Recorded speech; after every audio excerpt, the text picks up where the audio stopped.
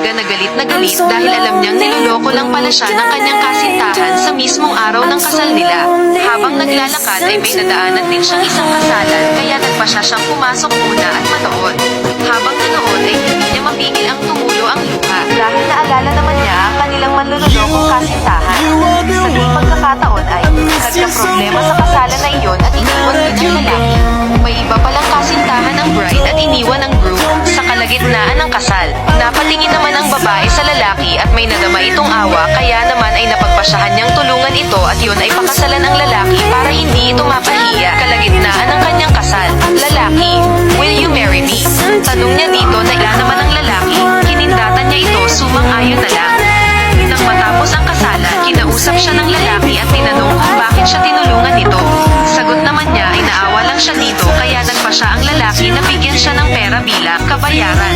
Ngunit nang lingunin niya ang babae ay umalis na ito. Nakalipas ang ilang buwan nakalimutan na rin ng babae ang nangyari sa kanya at nagtrabaho sa isang kumpanya. Isang araw habang pumipila siya para bumili ng pagkain ay may nakita siyang isang matanda na bumili rin mga pagkain pero wala ito pang bayad kaya naisipan niya na lang siyang magbayad para dito. Pagkatapos ay umalis na siya at bumalik na sa kumpanya, nang di namamalayan ay nahulog pala ang kanyang company ID na dinampot naman ng matanda. Pagdating niya sa kumpanya ay agad siyang pinagalitan ng kanyang manager dahil na-late siya. Maya-maya ay dumating ang matanda para iabot ang nahulog niyang ID na lalo pang ikinagalit ng kanyang manager pero hindi niya na lang ito pinansin at kinausap pa rin niya na kinatuwa naman ng matanda. Dahil doon naisipan ng matanda na tulungan siya sa kanyang trabaho para mapadali ito.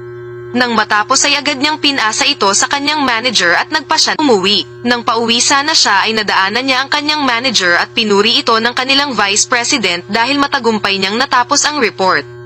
Inireklamo niya ito dahil siya naman ang gumawa ng report na iyon.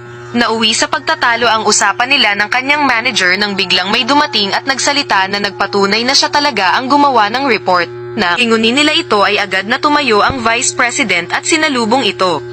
Ikinagulat naman ng manager at ng babae nang makita ang nakatayo sa kanilang harapan na walang iba kundi ang matanda. Siyang may-ari ng kumpanya, napahiya ang manager sa kanyang ginawa at humingi ito ng tawad at pinagalitan siya ng vice president.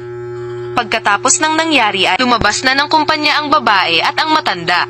Habang naglalakad sila ay dumating naman ang sundo ng matanda. Nabigla siya nang makita ang sumando sa matanda na walang iba kundi ang lalaki na aksidenteng pinakasalan niya na hindi inaasahan sa pangalawang pagtatagpo nila may mabuo na kaya pag-ibig sa pagitan nilang dalawa.